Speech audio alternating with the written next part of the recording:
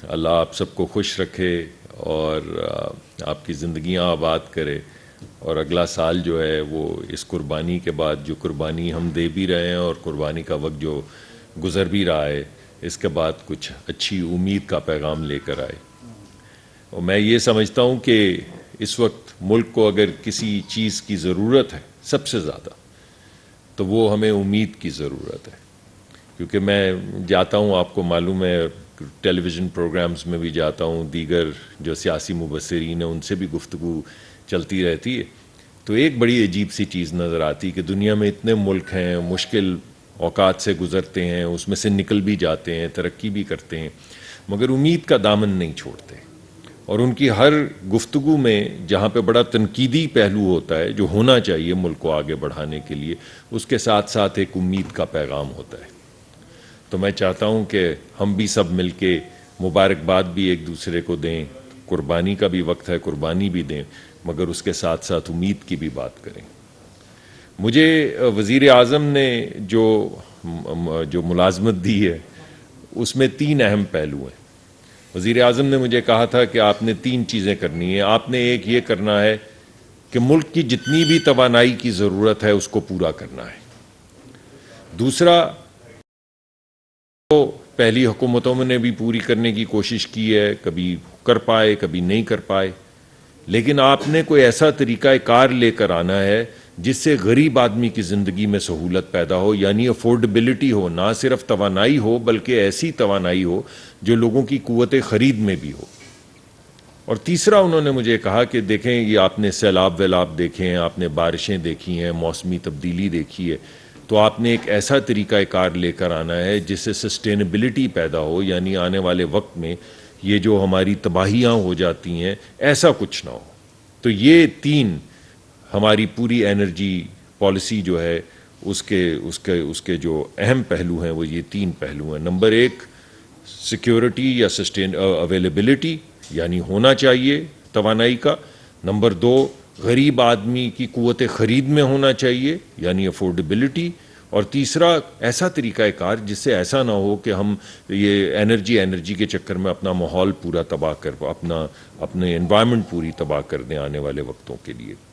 اس میں بہت سی خبریں آپ کو میں پہلے دے چکا ہوں، آج ایک اہم خبر میں آپ کے سامنے پیش کرنے جا رہا ہوں۔ اس سے پہلے انرجی کے حصول کے لیے آپ کو معلوم ہے کہ 10-15 سال سے ہمارے جو سمندر میں ہمارے ایسٹس ہیں، یہ سمندر کے اندر جو کنویں کھودے جا سکتے ہیں اس کا عمل بالکل رکا ہوا تھا۔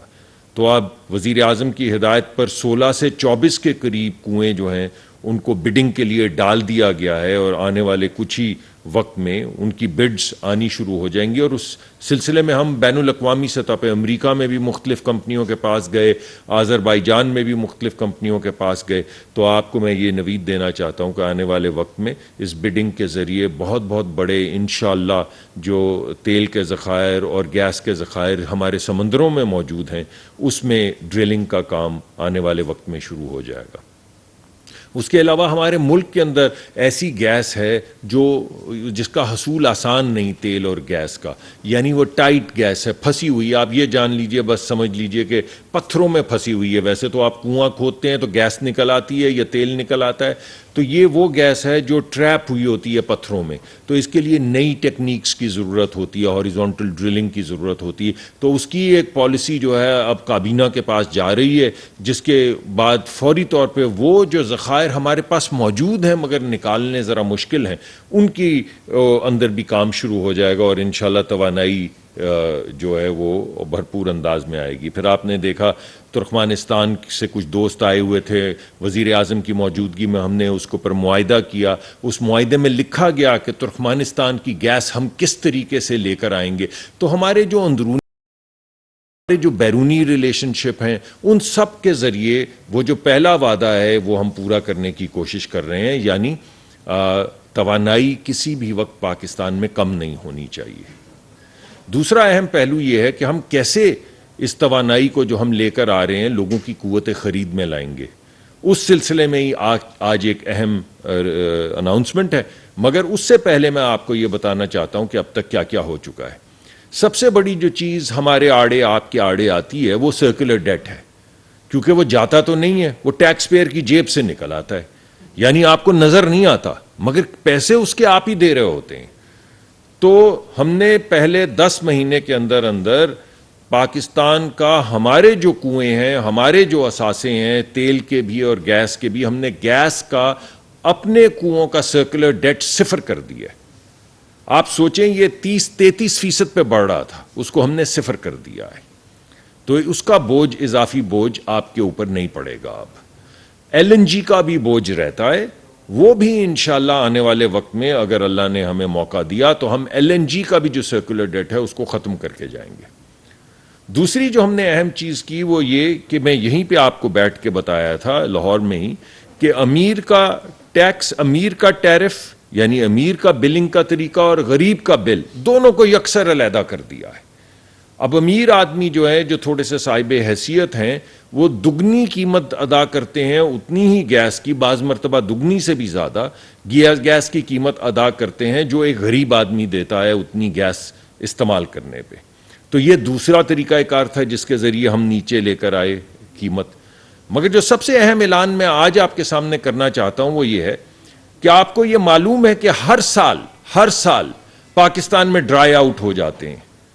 یہ پچھلے سال میں بھی آپ نے دیکھا ہے کہ لائنیں لگ گئیں اور پیٹرول پمپوں کے اوپر سے پیٹرول نہیں مل رہا. وہ کہہ رہے ہیں ہماری ایل سی نہیں کھل رہی, ہمارے پاس پیٹرول نہیں ہے. ذخیرہ اندوزوں کو موقع دیا جاتا ہے کہ وہ ذخیرہ اندوزی کریں, کیونکہ ہماری جب پرائس بڑھنے کے قریب آتی ہے تو لوگوں کو پتا ہوتا ہے کہ قیمت بڑھ جائے گی تیل کی, تو وہ ذخیرہ اندوزی شروع کر دیتے ہیں. تو آج میں آپ کے سامنے ذخیرہ اندوزی کا توڑ پیش کر رہا ہوں. ہم ایک نئی پالیسی لے کر آئے ہیں جس کا نام ہے بانڈڈ ویئر ہاؤس.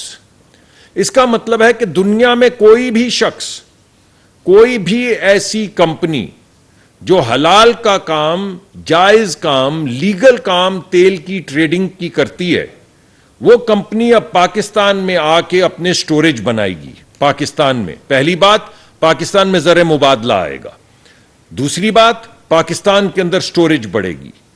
تیسری بات, کوئی بھی ایسا وقت نہیں ہوگا جب پاکستان میں ہزاروں ٹن یا لاکھوں ٹن کی صورت میں ہماری جو سٹوریج فیسلٹی ہے اس میں تیل نہ ہو. تو پہلے یہ جو اجازت تھی یہ صرف آئل مارکیٹنگ کمپنیوں کو تھی. آپ کے پیٹرول پمپ والی جو بڑی بڑی کمپنیاں ہیں صرف وہی پیٹرول لا سکتی تھی, اب اور کوئی نہیں لا سکتا تھا. اب کوئی بھی دنیا کے بڑے ترین ٹریڈرز جو ہیں وہ پاکستان میں آ کر تیل لا کر پاکستان کے پورٹ کے اوپر کراچی میں یا بانڈڈ ویئر ہاؤس, آپ کو تو معلوم ہے بانڈڈ ویئر ہاؤس پورے ملک میں ہوتے ہیں, تو ان بانڈڈ ویئر ہاؤسز کے اندر لا کے اپنا تیل سٹور کر سکتی ہے, تاکہ کسی بھی وقت اگر پاکستان میں تیل کی کمی ہو, کسی بھی وقت, جو ہر سال ہوتی ہے, جب بھی قیمتیں بڑھنے لگتی ہیں تو وہ ذخیرہ اندوز روک لیتے ہیں مال. اب کیسے روکیں گے؟ اب تو لاکھوں ٹن جو تیل ہے وہ موجود ہوگا پاکستان کے اپنی سٹوریج فیسلٹیز میں, جس میں کسی بھی وقت چھوٹے چھوٹے پیٹرول پمپ والے جو سب سے زیادہ اس سے متاثر ہوتے ہیں وہ جائیں گے اور وہاں سے تیل خرید کر اپنے پیٹرول پمپ چلا سکیں گے. یعنی وہ جو کچھ لوگوں کی اجارہ داری تھی وہ اجارہ داری ختم کر دی گئی ہے. تو اب پاکستان میں کوئی بھی ایسا وقت ہم آنے والے وقت میں نہیں دیکھ رہے جب پاکستان میں تیل کی شارٹیج ہو اور کبھی بھی آپ کو لائنیں نظر آئیں پیٹرول پمپوں کے باہر. دوسری اہم بات یہ ہے کہ جب ہم باہر سے پیٹرول لاتے ہیں تو آپ نے دیکھا کہ جب ذرا ہماری کوئی زر مبادلہ کی صورتحال سخت ہو تو ہماری ایل سی کنفرم ہونے میں پرابلم آتی ہے. آپ نے کئی دفعہ میرے سے یہ سوال بھی پوچھا کہ جی ایل سی کنفرم نہیں پی ایس او کی ہو رہی, فلاں کی ایل سی نہیں کنفرم ہو رہی, آپ سوال پوچھتے ہیں. اب بھی سٹوریج کے ذریعے ایل سی کنفرم ہونے جو بیرونی ریلیشن شپ ہیں ان سب کے ذریعے وہ جو پہلا وعدہ ہے وہ ہم پورا کرنے کی کوشش کر رہے ہیں, یعنی توانائی کسی بھی وقت پاکستان میں کم نہیں ہونی چاہیے. دوسرا اہم پہلو یہ ہے کہ ہم کیسے اس توانائی کو جو ہم لے کر آ رہے ہیں لوگوں کی قوت خرید میں لائیں گے. اس سلسلے میں ہی آج ایک اہم اناؤنسمنٹ ہے, مگر اس سے پہلے میں آپ کو یہ بتانا چاہتا ہوں کہ اب تک کیا کیا ہو چکا ہے. سب سے بڑی جو چیز ہمارے آڑے, آپ کے آڑے آتی ہے وہ سرکولر ڈیٹ ہے, کیونکہ وہ جاتا تو نہیں ہے, وہ ٹیکس پیئر کی جیب سے نکل آتا ہے, یعنی آپ کو نظر نہیں آتا مگر پیسے اس کے آپ ہی دے رہے ہوتے ہیں. تو ہم نے پہلے 10 مہینے کے اندر اندر پاکستان کا ہمارے جو کنویں ہیں، ہمارے جو اثاثے ہیں تیل کے بھی اور گیس کے بھی، ہم نے گیس کا اپنے کنووں کا سرکولر ڈیٹ 0 کر دیا ہے. آپ سوچیں یہ 30-33% پہ بڑھ رہا تھا، اس کو ہم نے 0 کر دیا ہے. تو اس کا بوجھ، اضافی بوجھ آپ کے اوپر نہیں پڑے گا. اب ایل این جی کا بھی بوجھ رہتا ہے، وہ بھی انشاءاللہ آنے والے وقت میں اگر اللہ نے ہمیں موقع دیا تو ہم ایل این جی کا بھی جو سرکولر ڈیٹ ہے اس کو ختم کر کے جائیں گے. دوسری جو ہم نے اہم چیز کی وہ یہ کہ میں یہیں پہ آپ کو بیٹھ کے بتایا تھا لاہور میں ہی کہ امیر کا ٹیکس، امیر کا ٹیرف یعنی امیر کا بلنگ کا طریقہ اور غریب کا بل دونوں کو یکسر علیحدہ کر دیا ہے. اب امیر آدمی جو ہے، جو تھوڑے سے صاحب حیثیت ہیں، وہ دگنی قیمت ادا کرتے ہیں، اتنی ہی گیس کی، بعض مرتبہ دگنی سے بھی زیادہ گیس کی قیمت ادا کرتے ہیں جو ایک غریب آدمی دیتا ہے اتنی گیس استعمال کرنے پہ. تو یہ دوسرا طریقہ کار تھا جس کے ذریعے ہم نیچے لے کر آئے قیمت. مگر جو سب سے اہم اعلان میں آج آپ کے سامنے کرنا چاہتا ہوں وہ یہ ہے کہ آپ کو یہ معلوم ہے کہ ہر سال پاکستان میں ڈرائی آؤٹ ہو جاتے ہیں. یہ پچھلے سال میں بھی آپ نے دیکھا ہے کہ لائنیں لگ گئیں اور پیٹرول پمپوں کے اوپر سے پیٹرول نہیں مل رہا. وہ کہہ رہے ہیں ہماری ایل سی نہیں کھل رہی، ہمارے پاس پیٹرول نہیں ہے. ذخیرہ اندوزوں کو موقع دیا جاتا ہے کہ وہ ذخیرہ اندوزی کریں، کیونکہ ہماری جب پرائس بڑھنے کے قریب آتی ہے تو لوگوں کو پتا ہوتا ہے کہ قیمت بڑھ جائے گی تیل کی، تو وہ ذخیرہ اندوزی شروع کر دیتے ہیں. تو آج میں آپ کے سامنے ذخیرہ اندوزی کا توڑ پیش کر رہا ہوں. ہم ایک نئی پالیسی لے کر آئے ہیں جس کا نام ہے بانڈڈ ویئر ہاؤس. اس کا مطلب ہے کہ دنیا میں کوئی بھی شخص، کوئی بھی ایسی کمپنی جو حلال کا کام، جائز کام، لیگل کام تیل کی ٹریڈنگ کی کرتی ہے، وہ کمپنی اب پاکستان میں آ کے اپنے سٹوریج بنائے گی. پاکستان میں پہلی بات، پاکستان میں زر مبادلہ آئے گا. دوسری بات، پاکستان کے اندر سٹوریج بڑھے گی. تیسری بات، کوئی بھی ایسا وقت نہیں ہوگا جب پاکستان میں ہزاروں ٹن یا لاکھوں ٹن کی صورت میں ہماری جو سٹوریج فیسلٹی ہے اس میں تیل نہ ہو. تو پہلے یہ جو اجازت تھی یہ صرف آئل مارکیٹنگ کمپنیوں کو تھی. آپ کے پیٹرول پمپ والی جو بڑی بڑی کمپنیاں ہیں صرف وہی پیٹرول لا سکتی تھی، اب اور کوئی نہیں لا سکتا تھا. اب کوئی بھی دنیا کے بڑے ترین ٹریڈرز جو ہیں وہ پاکستان میں آ کر تیل لا کر پاکستان کے پورٹ کے اوپر کراچی میں یا بانڈڈ ویئر ہاؤس، آپ کو تو معلوم ہے بانڈڈ ویئر ہاؤس پورے ملک میں ہوتے ہیں، تو ان بانڈڈ ویئر ہاؤسز کے اندر لا کے اپنا تیل سٹور کر سکتی ہے، تاکہ کسی بھی وقت اگر پاکستان میں تیل کی کمی ہو، کسی بھی وقت، جو ہر سال ہوتی ہے، جب بھی قیمتیں بڑھنے لگتی ہیں تو وہ ذخیرہ اندوز روک لیتے ہیں مال. اب کیسے روکیں گے؟ اب تو لاکھوں ٹن جو تیل ہے وہ موجود ہوگا پاکستان کے اپنی سٹوریج فیسلٹیز میں، جس میں کسی بھی وقت چھوٹے چھوٹے پیٹرول پمپ والے جو سب سے زیادہ اس سے متاثر ہوتے ہیں وہ جائیں گے اور وہاں سے تیل خرید کر اپنے پیٹرول پمپ چلا سکیں گے. یعنی وہ جو کچھ لوگوں کی اجارہ داری تھی وہ اجارہ داری ختم کر دی گئی ہے. تو اب پاکستان میں کوئی بھی ایسا وقت ہم آنے والے وقت میں نہیں دیکھ رہے جب پاکستان میں تیل کی شارٹیج ہو اور کبھی بھی آپ کو لائنیں نظر آئیں پیٹرول پمپوں کے باہر. دوسری اہم بات یہ ہے کہ جب ہم باہر سے پیٹرول لاتے ہیں تو آپ نے دیکھا کہ جب ذرا ہماری کوئی زر مبادلہ کی صورتحال سخت ہو تو ہماری ایل سی کنفرم ہونے میں پرابلم آتی ہے. آپ نے کئی دفعہ میرے سے یہ سوال بھی پوچھا کہ جی ایل سی کنفرم نہیں پی ایس او کی ہو رہی، فلاں کی ایل سی نہیں کنفرم ہو رہی، آپ سوال پوچھتے ہیں. اب اس سٹوریج کے ذریعے ایل سی کنفرم ہونے اس کا حل تلاش کر لیا گیا ہے، کیونکہ بین الاقوامی کمپنیاں جب یہاں پر آئیں گی تو یہاں پر رجسٹر ہوں گی، یہاں پر رجسٹر ہوں گی تو یہاں پہ اپنے بینک اکاؤنٹ کھولیں گی. اب جب ایچ بی ایل کا بینک اکاؤنٹ ہوگا اس کا جس نے تیل بیچنا ہے، اور یو بی ایل کا اکاؤنٹ ہوگا یا ایم سی بی کا اکاؤنٹ ہوگا یا بینک الفلاح کا اکاؤنٹ ہوگا اس کا جس نے تیل خریدنا ہے، تو کنفرمیشن والی بات تو ختم ہو گئی نا. بین الاقوامی جو ایل سی کی کنفرمیشن کے $8-10 جس کا بوجھ آپ کو اٹھانا پڑتا ہے بیکاز وہ ایل سی کنفرمیشن کے پیسے جو ہیں وہ قیمت میں تیل کی آ جاتے ہیں. تو اب جب لوکل بینکوں کے ڈالر اکاؤنٹ میں ٹرانزیکشن ہوگی یا روپوں میں ٹرانزیکشن ہوگی تو جو ایل سی کی قیمت جو لوگوں کو ادا کرنی پڑتی ہے وہ ایل سی کی قیمت ختم ہو جائے گی. تو دو چیزیں ہو گئیں. پہلی بات تو یہ کہ کبھی بھی وہ ذخیرہ اندوزوں کی اجارہ داری جو ہے وہ ہمیشہ کے لیے ختم کر دی گئی ہے. کسی بھی وقت پاکستان میں لاکھوں ٹن تیل جو ہے وہ موجود ہوگا. دوسرا، جو ایل سی کی قیمت ادا کرتے ہیں آپ، کیونکہ ایل سی کنفرم نہیں ہوتی، اس کی وہ بینک اضافی قیمت مانگتے ہیں. جب لوکل بینک ہوں گے، ان کے لوکل ڈالر اکاؤنٹ ہوں گے یا لوکل روپے کے اکاؤنٹ ہوں گے، تو وہ جو اضافی بوجھ غریب آدمی پر پڑتا ہے ایل سی کی قیمت کا، وہ بھی ختم کر دیا گیا. تیسرا، ابھی تو ہم صرف ڈالر میں تیل لا سکتے ہیں. اب یہاں پہ جب لوگوں کے ذخیرے موجود ہوں گے، یہاں پہ سٹوریج موجود ہوں گے، تو اب چھوٹی چھوٹی کمپنیاں جو ہیں ان کی مرضی، بیچنے والے کی مرضی، خریدنے والے کی مرضی، کسی نے 100 ٹینکر خریدنے ہیں، کسی نے 1000 ٹینکر خریدنے ہیں، وہ بے شک روپوں میں پیمنٹ کرے یا بے شک ڈالر میں پیمنٹ کرے. تو وہ ڈالر کا بھی جو بڑا بوجھ ہے وہ قدرے کم ہو جائے گا. وہ رسپانسبلٹی چلی جائے گی ٹریڈر کے اوپر، بین الاقوامی جو ٹریڈر ہیں، کہ وہ اپنے ڈالرز کا انتظام کریں تاکہ جب انہوں نے اپنی پیرنٹ کمپنی کو واپس پیسے بھیجنے ہوں تو وہ ڈالر کی شکل میں بھیج سکیں. تو 3 چیزیں میں نے آپ کے سامنے پیش کی. نمبر 1، اس نئی پالیسی کے ذریعے، جس کو ہم بانڈڈ ویئر ہاؤس پالیسی کہہ رہے ہیں، اس کے ذریعے نمبر 1، ذخیرہ اندوزوں کی کمر توڑ دی گئی ہے. اب کوئی بھی شخص یہ نہیں کہہ سکتا کہ میرا تو ابھی شپ آ رہا ہے، میں نے تو ابھی آرڈر دیا ہے، میری تو ابھی ایل سی کنفرم نہیں ہو رہی.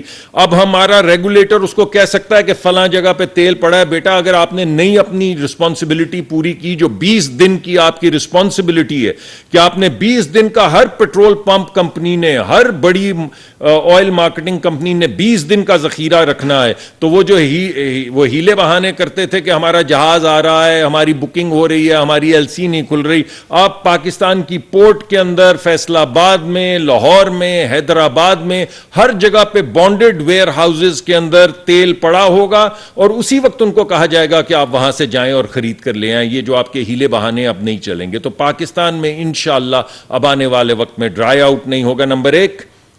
نمبر 2، جو اضافی قیمت تھی، جو ایل سی کی کنفرمیشن کی قیمت جو تیل کی قیمت میں ڈلتی ہے اور پھر آپ کو ادا کرنی پڑتی ہے، اس کا بوجھ جو ہے وہ کم ہو گیا یا ختم کر دیا، کیونکہ اب ہر آنے والے ٹریڈر کو پاکستان کے اندر اپنا بینک اکاؤنٹ کھولنا ہوگا جس کے ذریعے ٹرانزیکشن ہوگی. نمبر 3، وہ جو آپ صرف ڈالر میں ٹرانزیکشنز کرتے تھے، اب کچھ ڈالر میں ٹرانزیکشنز ہوں گی، کچھ روپوں میں ٹرانزیکشنز ہوں گی، تو ہمارے زر مبادلہ پہ بھی بوجھ کم ہوگا، یا کم از کم اس کا جو وقت ہوتا ہے ادائیگی کا، اس میں فوری طور پر ڈالر کا جو بوجھ ہے وہ کم ہو جایا کرے گا. تو یہ تمام چیزیں میں آپ کے سامنے پیش کرنا چاہتا تھا. وزیر اعظم نے ہمیں ہدایت کی تھی، آج عید کا وقت ہے، آپ کے سامنے کچھ امید کا پیغام بھی لانا چاہیے. سارا دن سیاسی لے دے تو ہوتی رہتی ہے، کبھی پتہ چلتا ہے کہ عمران خان صاحب ناراض ہیں، کبھی پتہ چلتا ہے کہ تحریک سربراہ جو ہیں وہ امریکہ کے سامنے گڑ گڑا رہے ہیں، کبھی پتہ چلتا ہے وہ امریکہ کے خلاف جہاد کرنے نکلے ہوئے ہیں، کبھی پتہ چلتا ہے وہ اسٹیبلشمنٹ کی منتیں کر رہے ہیں کہ مجھ سے بات کر لو، کبھی پتہ چلتا ہے کہ وہ کہتے ہیں میں کسی سے ہاتھ بھی نہیں ملاؤں گا. تو میں نے کہا یار اس گفتگو کو چھوڑیں، عید کا دن ہے، انہیں ان کے حال پہ چھوڑ دیں. تو جب وہ ذرا ذہنی سکون میں آئیں گے، کچھ متانت آئے گی، کچھ انا کا بھوت جو ہے وہ اترے گا، تو خود ہی پھر ملک کے حالات سیاسی بھی بہتر ہونا شروع ہو جائیں گے. لیکن اس وقت جو بھی پی ٹی آئی کر رہی ہے، اس کے ساتھ، اس کے باوجود یا اس کے خلاف، ہمیں سب پہ مقرر ہے کہ ہم لوگوں کو امید کا پیغام دیں. آج عید کا موقع ہے، میں وزیر اعظم کے بہاف پہ آپ کے سامنے یہ پیغام لانا چاہتا تھا. اور ایک اضافی بات بھی آپ کو بتانا چاہتا تھا کہ روس کا تیل کی دوسری شپمنٹ پاکستان پہنچ گئی ہے. تو وہ آپ کو یاد ہے کہ پہلے انہوں نے کہا یہ معاہدہ ہمارا تھا، پھر انہوں نے کہا کہ یہ کیا معاہدہ ہے بھائی، یہ تو جب پتہ چلا کہ معاہدہ آپ کا نہیں تھا تو انہوں نے کہا انہوں نے جو معاہدہ کیا وہ تو معاہدہ ہی نہیں ہے، اس پہ تو تیل آ ہی نہیں سکتا. پھر تیل چل پڑا وہاں سے. تو انہوں نے کہا کہ یہ تیل چلا تھا کہاں گیا ہے، یہ کبھی نہیں پہنچے گا پاکستان، یہ سب جھانسا ہے. پھر تیل پہنچ گیا. پھر انہوں نے کہا پہنچ تو گیا ہے، یہ تو ہماری ریفائنریز میں چل ہی نہیں سکتا. اب وہ چلنا شروع ہو گیا. پھر انہوں نے کہا کہ یہ تو اس سے فرنس آئل اتنا بنے گا کہ ملک برباد ہو جائے گا. تو ملک برباد بھی نہیں ہوا. تو آج دوسری شپ بھی آ گئی ہے. تو انشاءاللہ ایک تسلسل کے ساتھ ایک طرف سے روس کا تیل آئے گا, ایک طرف سے آپ کو آذربائیجان کی ڈیل کا پتہ ہے کہ سستے گیس کی ڈیل جو ہے ہم آذربائیجان کے ساتھ کر کے آئے ہیں, تو 1 یا 2 مہینے میں جیسے سردیاں قریب آئیں گی, سستے تیل کا ایک کارگو, ایک شپ یعنی ہر مہینے آذربائیجان ہمیں دے گا, ہر مہینے دے گا, ہماری مرضی ہم لیں یا نہ لیں. اگر ہمیں ان کا بھاؤ سمجھ آئے تو ہم لیں, ورنہ بغیر وجہ لکھے ہوئے ہم ان کو ریجیکٹ کر سکتے ہیں. کبھی آپ نے ایسا معاہدہ دیکھا ہے کہ ایک فریق پہ مقرر ہو کہ وہ سستی گیس آپ کو کہیں سے ڈھونڈ کے ہر مہینے دے گا, اور دوسرے فریق کے پاس یہ طاقت ہو کہ وہ بغیر وجہ لکھے اس کو کہ ضرورت ہو, جب اس کو بھاؤ سمجھ آئے, جب اس کے پاس زر مبادلہ ہو, جب دیگر تمام انرجی کی جو وسائل ہیں ان سے سستی وہ ہو, جب بین الاقوامی سطح پہ جو ان کے ٹریڈنگ ہاؤسز ہیں ان میں جو 30 دن کی ٹریڈ ہو رہی ہے اس سے بھی سستی ہو, جب اس دن جتنی بھی ٹریڈز رپورٹ ہو رہی ہیں ان ٹریڈ سے بھی سستی ہو, تو خرید لیں گے, ورنہ نہیں خریدیں گے.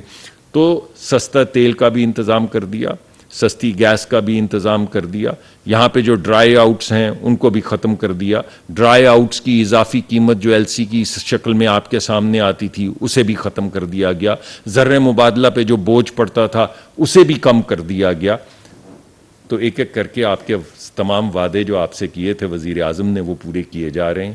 انشاءاللہ جانے سے پہلے یہ کمپلیٹ پرفارمنس آپ کے سامنے پیش کی جائے گی, جس میں تمام چیزوں کا جائزہ, تنقیدی جائزہ لے کے میں خود آپ کے سامنے حاضر ہوں گا اور آپ کو بتاؤں گا کہ ہم نے کیسے اویلیبلٹی پوری کی انرجی کی, ہم نے کیسے افورڈیبلٹی بڑھائی.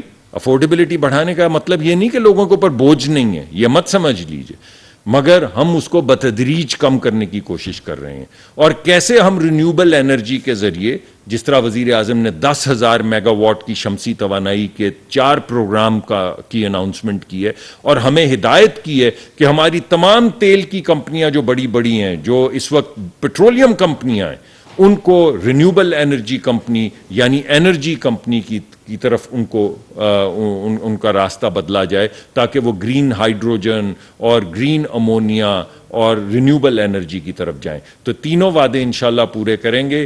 جانے سے پہلے آپ کے پاس دوبارہ حاضر ہوں گے اور پورے 1.5 سال کا جو تنقیدی جائزہ آپ کے سامنے پیش کریں گے. بہت بہت شکریہ. یہ بتائیے گا کہ آپ نے بڑی زبردست پریس کانفرنس کی ہے, تیل آ بھی رہا ہے, تیل جا بھی رہا ہے.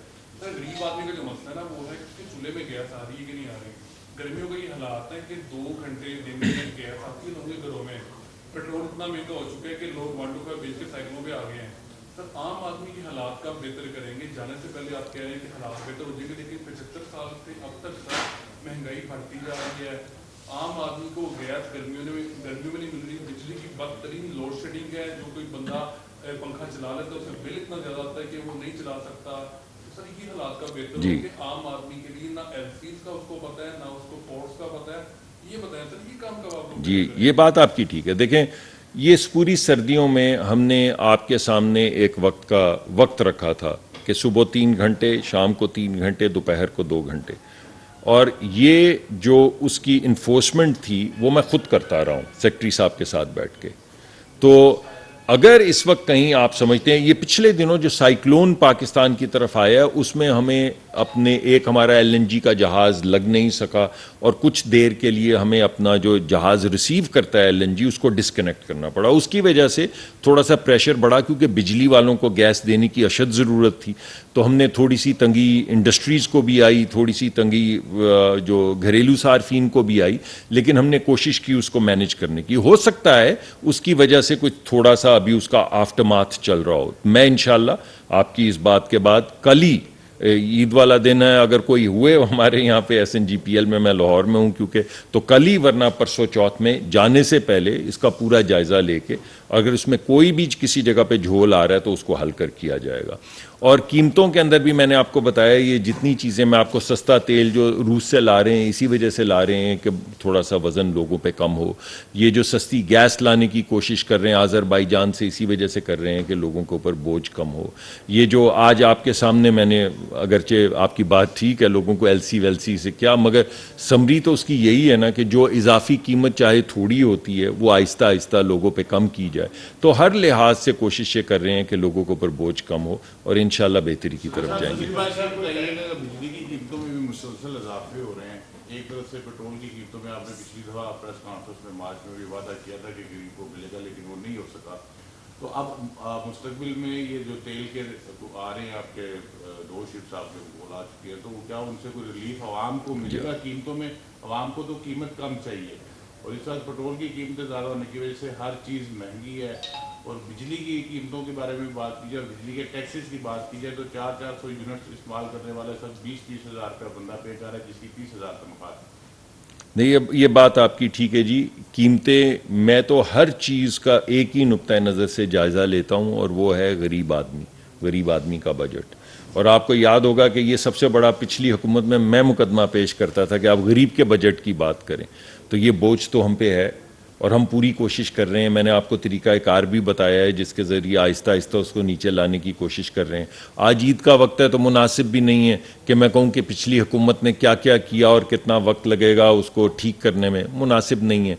जब हमने हुकूमत ले ली तो ये ज़िम्मेदारी हमारी हो गई, इर्रिस्पेक्टिव के उससे पहले किस हुकूमत ने क्या किया था. तो ये ज़िम्मेदारी हमने कबूल की है. इंशाअल्लाह इसको बेहतर करेंगे. मैं आपके सामने वक्तन फ़वक्तन हाजिर इस वजह से होता हूँ कि कम से कम आपको बताता जाऊँ कि हम क्या क्या कर रहे हैं और उससे क्या क्या असरात आ रहे हैं. जो सस्ता तेल आएगा उसका एक एक पैसा जो है वो गरीब आदमी तक पहुंचाया जाएगा. जो सस्ती गैस आएगी उसका एक एक पैसा आवाम तक पहुंचाएगा जी. इंशाल्लाह ये ज़रा थोड़ा बैनुल अक़वामी कीमतों पे भी फ़र्क पड़ता है. बाज़ मरतबा हम कीमतों को अपने नीचे लाने की कोशिश करते हैं, और बैनुल अक़वामी मंडी में तेल की कीमत बढ़ जाती है. मैं आपको एक ज़रा फिर वही बात तो टेक्निकल सी है, आपने पूछा है तो मैं कोशिश करता हूँ बताने की आपकी इजाज़त से.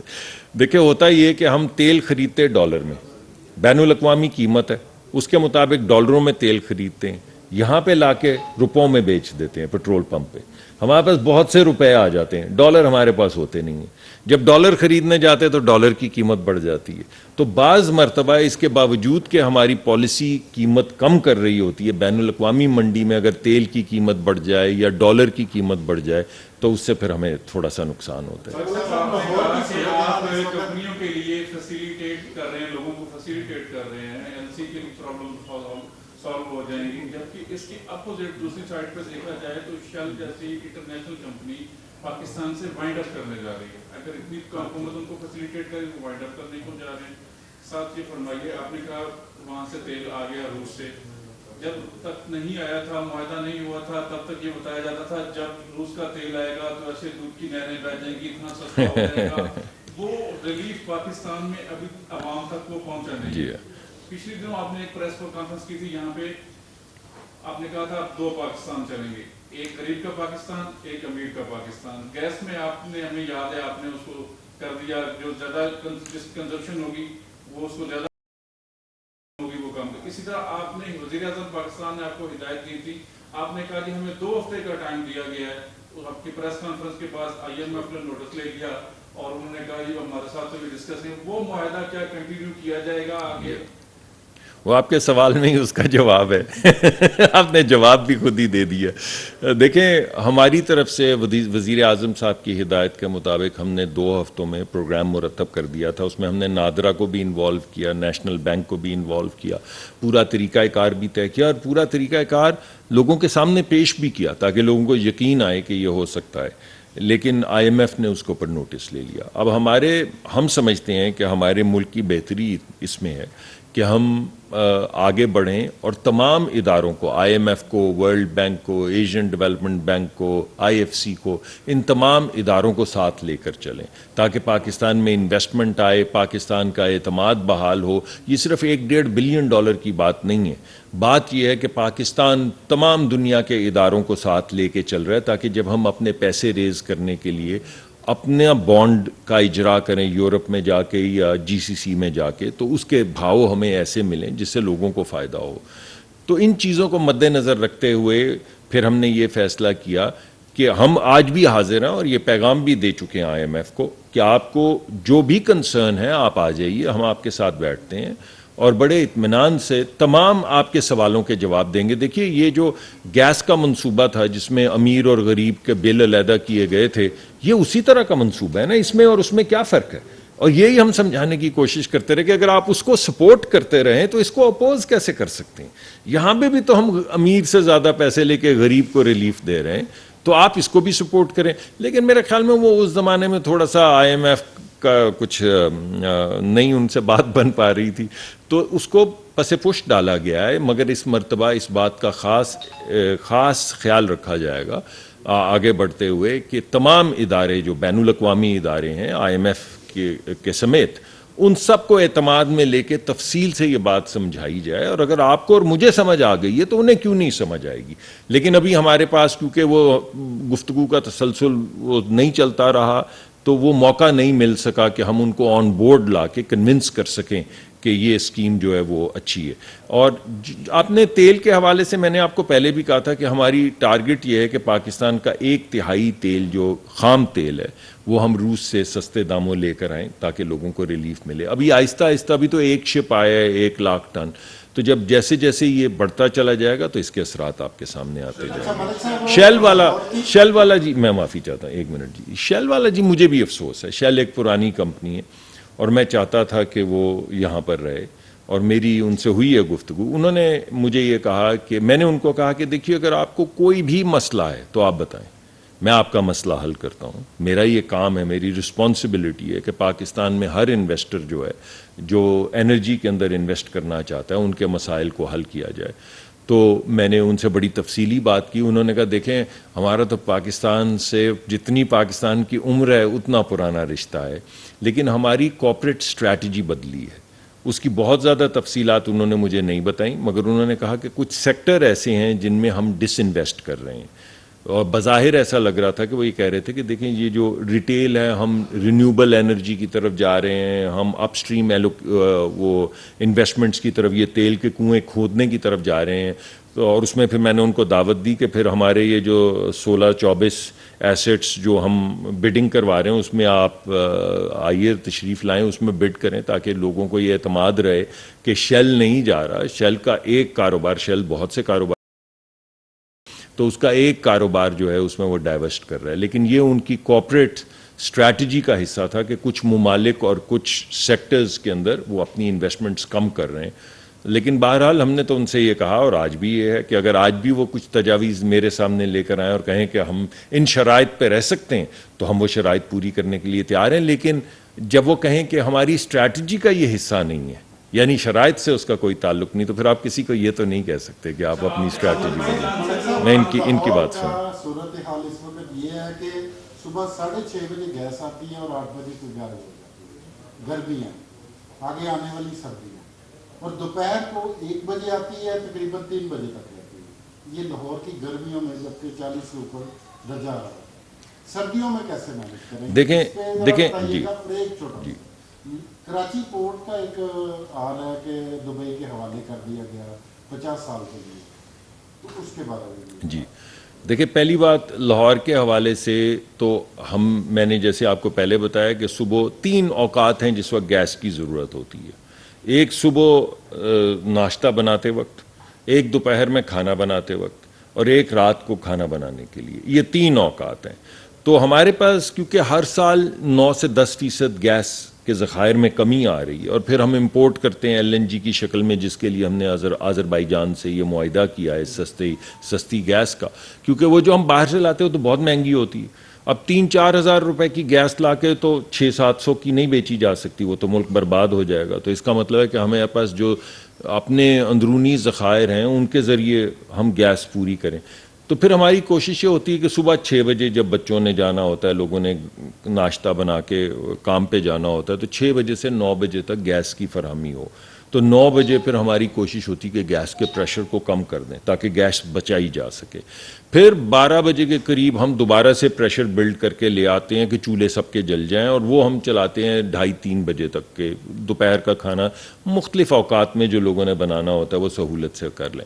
پھر ہم گیس کا پریشر ڈراپ کرنا شروع کر دیتے ہیں, اور پھر رات کو جب 6-7 بجتے ہیں, 6 بجتے ہیں, جب رات کے کھانے کا وقت ہوتا ہے تو دوبارہ سے پریشر بلڈ کرتے ہیں تاکہ, اور وہ میرے خیال میں آج کل 11-12 بجے تک چل رہا ہے. اور اس کے بعد پھر ہم کہتے ہیں کہ اب اس کو ڈراپ کر دو. اگر اس میں کسی جگہ پہ 19-20 کا یا 15-20 کا فرق ہے، جیسا کہ آپ فرما رہے ہیں 15-20 کا ہی میں مان لیتا ہوں. تو میں انشاءاللہ پرسوں سے جیسے عید کی چھٹیاں ختم ہوتی ہیں، جیسے سردیوں میں ہم بڑے اسٹرکٹ سپرویژن کر رہے تھے، دوبارہ سے بڑی اسٹرکٹ سپرویژن شروع کر جی میں انشاءاللہ پوری ہے. کراچی پورٹ کا جی کراچی پورٹ کے اندر، جی کراچی پورٹ کا جو آلریڈی کراچی پورٹ ہمارے پاس نہیں، پہلی بات میں وضاحت کر دوں کراچی پورٹ کسی کے حوالے نہیں کی. کراچی کے اندر ایک ٹرمینل ہے، یہ بڑے کنٹینر جو آپ کو نظر آتے ہیں کنٹینر ٹرمینل ہے، یعنی کراچی پورٹ کے اندر ایک چھوٹی سی جگہ ہے جس کے اندر ٹرمینل رکھے جاتے ہیں. تو وہ ٹرمینل رکھنے کا معاہدہ ایک کمپنی کے ساتھ تھا، وہ معاہدہ کچھ ہفتے پہلے ختم ہو گیا. تو آپ کو پتہ ہے کہ ہم نے G2G ایک اگریمنٹ کیا ہے اس لیے کہ بین الاقوامی سطح کے اوپر پاکستان میں انویسٹرز آئیں. اور میں نے ابھی اپنے اس کی آپ کی پریس کانفرنس کے شروع میں ہی آپ کو بتایا بھی کہ ایک ملک نے $24 بلین کا وعدہ کیا ہے کہ وہ بنائیں گے پاکستان میں انویسٹمنٹ فنڈ تاکہ امید پیدا ہو. ایک ملک نے $22 بلین کہا ہے. تو وہ کنٹینر ٹرمینل جو ختم ہو رہا تھا، انہوں نے کچھ ہمیں جن شرائط کے اوپر وہ ٹرمینل دیا ہوا تھا، ہم نے G2G ایک اگریمنٹ کیا کہ ان شرائط سے بہتر شرائط کے اوپر اگر ابو دھابی پاکستان میں انویسٹ کرنا چاہے تاکہ ان کا اعتماد بڑھے پاکستان میں، تو وہ انویسٹ کر لیں. جو بھی ہماری شرائط تھیں ہر لحاظ سے، چاہے وہ رینٹ تھا، چاہے وہ اور پیمنٹس تھیں، کوئی بھی ایسی پیمنٹ نہیں ہے جس میں جو پہلے کمپنی دے رہی تھی اس سے زیادہ پیسے ابو دھابی ہمیں نہ دے رہا ہو. کوئی بھی ایسا ویریبل نہیں ہے. دوسرا، ایک بات تو یہ ہوئی، دوسرا وہ $50 ملین اپ فرنٹ پاکستان کو دے رہے ہیں. تیسرا، انہوں نے $102 ملین اگلے 5 سال میں انویسٹ کرنے کا پورا پلان جو ہے وہ پیش کیا ہے. چوتھا، انہوں نے $700 کچھ ملین اوور دا لائف، 25 سال کا شاید کانٹریکٹ ہے جو 25 سال رینیو ہو سکتا ہے. تو وہ جو انہوں نے جو یہ ڈیوریشن ہے اس میں 700 یا $750 ملین کی انویسٹمنٹ کا کہا ہے. تو اگر آپ اس کو جوڑ لیں، 750 کو 50 ڈالیں تو 800، اس میں 100 ڈالیں تو 900، تو تقریباً $1 بلین، یعنی جتنا IMF کا ہمارا پورا کانٹریکٹ ہے $1.25 بلین کا، اتنے پیسے تو اس ایک ڈیل کے اندر ہم نے کوشش کی ہے کہ پاکستان میں آ جائیں، جس میں پہلے 50 ملین آئیں گے. اور وہ پورٹ نہیں ہے، وہ پورٹ کا ایک چھوٹا سا ٹکڑا ہے جس میں کنٹینر ٹرمینل ہے. جی سر، چھوٹی سی سوال یہ ہے کہ پاکستان مسلم لیگ نون جو ہے ابھی تک بظاہر بھی اور ویسے بھی پبلک کو ریلیف نہیں دے سکی پیٹرولیم مصنوعات کی قیمتوں میں، بجلی کی قیمتوں میں. آئندہ الیکشن بھی آنے والے ہیں، تو آپ کو لگتا ہے کہ پاکستان مسلم لیگ نون کے الیکشن کمپین پہ اس کا اچھا خاصا جو ہے وہ عوام بدلہ لے گی؟ دیکھیں، ہمارا کام تو لوگوں کے سامنے اپنا مقدمہ پیش کرنا ہے اور خدمت کرنی ہے. میں نے آپ کو بتایا کہ عید کا دن ہے، مناسب نہیں کہ میں آپ کو وہ تمام چیزیں بتاؤں. آپ کو معلوم ہی ہے زیادہ تر کہ پچھلی حکومت نے کیا کیا کیا، جاتے ہوئے کیا کیا، وہ آتے ہوئے کیا کیا. لیکن چھوڑ دیں اس بات کو. جب ہم نے لے لی حکومت تو ہماری ہوئی. اگر لوگ چاہیں گے تو ہم آئیں گے. جی ہم تو محنت کر رہے ہیں. میں نے آپ کے سامنے ایک تسلسل سے صرف ایک منسٹری کا مقدمہ آپ کے سامنے رکھا ہے، جس میں نے آپ کو رشین تیل بتایا ہے، آذربائیجان کا تیل بتایا ہے، اپنے جو لوکل پیداوار ہے وہ بتائی ہے، جو ٹائٹ گیس ہے وہ بتائی ہے. آپ کو یہ بتایا ہے کہ ہم کس طریقے سے ٹاپی کو ریوائیو کر رہے ہیں. آپ کو یہ بتایا ہے کہ سرکولر ڈیٹ ختم کیا. آپ کو یہ بتایا کہ امیر اور غریب کا ٹیرف علیحدہ کیا. آپ کے سامنے میں نے ہی پیش کیا اسی کمرے میں کہ کیسے غریب آدمی کے لیے پٹرول کی قیمت بھی کم کریں گے. وہ نہیں ہو سکی IMF کی وجہ سے، لیکن ہم نے پلان چھوڑا نہیں ہے. انشاءاللہ IMF کو آن بورڈ لا کر آئیں گے. تو ہم تو لوگوں کے سامنے یہی مقدمہ پیش کر سکتے ہیں نا کہ دیکھیں ہم نے یہ کیا ہے. اب اگر آپ سمجھیں، اگر آپ کے جی میں یہ آئے کہ ہم اچھا کام کر رہے ہیں تو آپ ہمیں ووٹ کریں. تو ہم اپنے آپ کو دوبارہ پیش کریں گے اور لوگوں کی جو بھی رائے ہوگی اس کا احترام کریں گے. ایک منٹ.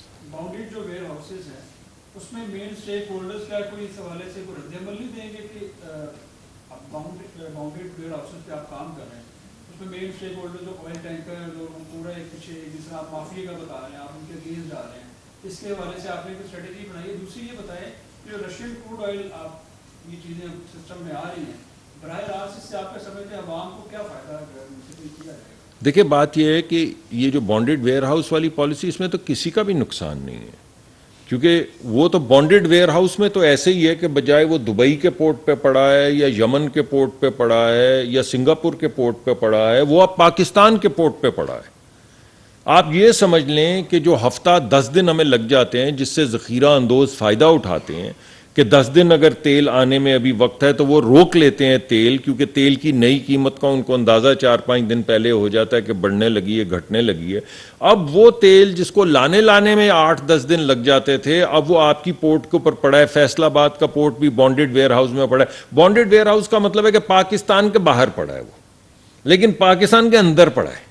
پاکستان کے اندر وہ تیل جو تھا، دبئی میں ہوتا تھا، یمن میں ہوتا تھا، عمان میں ہوتا تھا، سنگاپور میں ہوتا تھا، اب وہ تیل انہی کی کسٹڈی میں پاکستان میں پڑا ہے۔ آپ یہاں سے ٹینکر چلائیں، یہ شیخوپورہ کے پاس اگر کوئی بانڈڈ ویئر ہاؤس ہے تو وہاں سے جا کے آپ 100 گاڑیاں، 1000 گاڑیاں، 600 گاڑیاں خریدیں اور اپنے پیٹرول پمپ چلائیں، تو اس میں کسی کا نقصان نہیں ہے۔ جو گاڑیاں چلاتے ہیں ان کا بھی فائدہ ہے کہ ایک اضافی ڈپو کھل گیا، آپ سمجھیں، جہاں سے ان کی گاڑی جا کے تیل لا سکتی ہے اور ان کا بھی کام بڑھ گیا ہے۔